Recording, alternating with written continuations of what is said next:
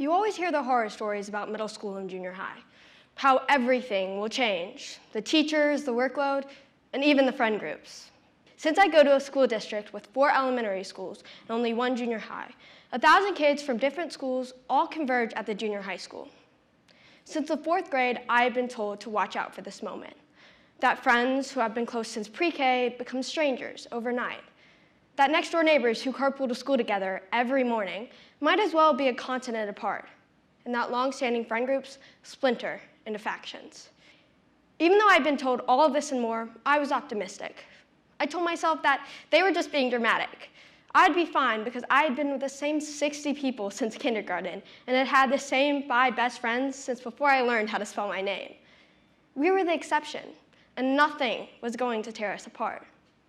I didn't realize how naive I really was.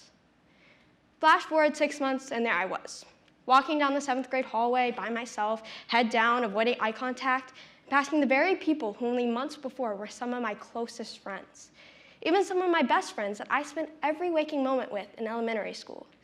I had never been lonely or unhappy in elementary school, but now I was stuck in an environment in which I felt like I didn't belong. One of the hardest parts about this period in my life was that I didn't know what to do. I had never felt this way before, so I didn't exactly have any practice or tried and true strategies to help me deal with bouts of sadness. And I didn't have a new friend group to lean on. They had all ditched me and gone their separate ways. And my parents, God bless them, they really didn't know what to do either. They had never had to worry about their little girl before. My parents and I tried everything. We even wondered if it would be better if I moved to a smaller school. Out of options, my mom found a book that could help me, and it introduced me to PERMA. Martin Seligman is a world-renowned psychologist. He is considered the father of positive psychology. In his 2011 book, Flourish, he introduces the WellBeing Theory, which establishes, among other things, that there are 5 elements to well-being that can be best captured in the acronym PERMA, which stands for positive emotion, engagement, relationships, meaning, and accomplishments. Seligman explains that by implementing these 5 elements, you can begin to see happiness and improvements in your lives. And I couldn't agree more. PERMA allowed me to crawl out of my sadness and climb back towards happiness. And what's more, it gave me the courage to jump back in and make new friends. PERMA is an acronym for the 5 stages of well-being. P is for positive emotion, or when someone focuses on the positive things in their day rather than the negative. During that particularly sad period at the start of school, I decided to put this into practice to see if it could help me have better days. I told my mom every good thing that happened every day. It allowed me to see that there were parts of my day that I really did enjoy being at school and around my classmates and peers. By focusing on the good, I saw that the moments in which I felt uncomfortable, lonely, or unsettled actually took up a lot of room. 2 to 3 bad encounters could ruin a day with 20 positive moments. Those terrible days were actually pretty good days that were just overshadowed by those few bad moments. Perspective here matters. It also helped me calibrate how it affected me. Before, well, let's just say I could get a little bit overdramatic and maybe consider something trivial as a big deal. Positive emotion allowed me to see that the bad wasn't really as bad as I made it out to be. The second letter in PERMA stands for engagement, or the absorption and complete focus on a challenging task. It allows people to become so involved in something that nothing else matters. When you do this, all the extra noise, the noise that usually ruins our day, starts to fade away. I threw myself into soccer and academics.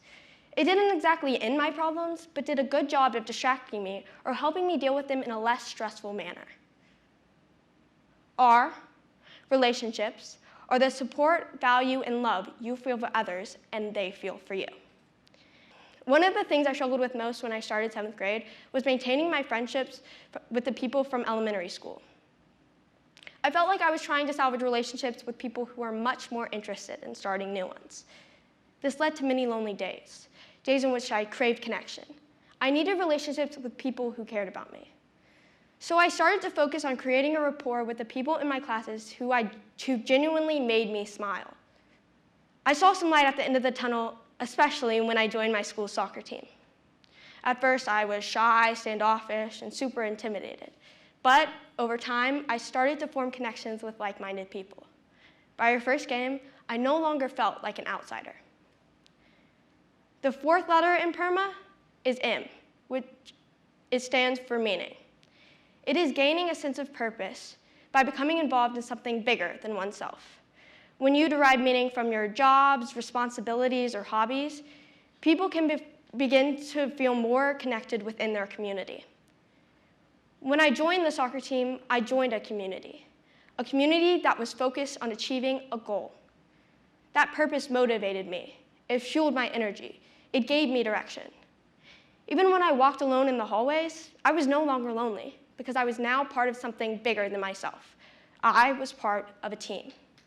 The A is for accomplishments. Setting goals and establishing them is the fifth and final element to establishing and maintaining a healthy and positive well-being. I had never been a goal-driven person before, but when I started to apply goal setting in my life, I saw some great results. I set numerous goals, including starting on my club soccer team, maintaining good grades, and on and on. PERMA is not the only solution to finding happiness. In fact, it may not work for some people, but it did work for me. People can find happiness in many different places and in many different ways. And there might be parts of PERMA that don't work for you. Okay, just amend it. Make it fit you, work for you. The important thing is that you are trying something. You are actively accepting that the way you feel is not acceptable and that help and change are right around the corner. Whatever your strategy may be it working out, stretching, breathing exercises, running, vacations, use it. Sadness is too hard to face without any support. PERMA, prayer, passion projects, Pilates, whatever. Apply it when you need it. Help others when they need it. These kinds of methods can be made accessible to students and can help without becoming overwhelming. This formula can provide simple yet effective strategies to help people turn down on the volume on whatever struggle they are facing in life. Unhappiness affects everyone at one point or another in their lives, but by using the right tools, people can grow and learn from it. Thank you.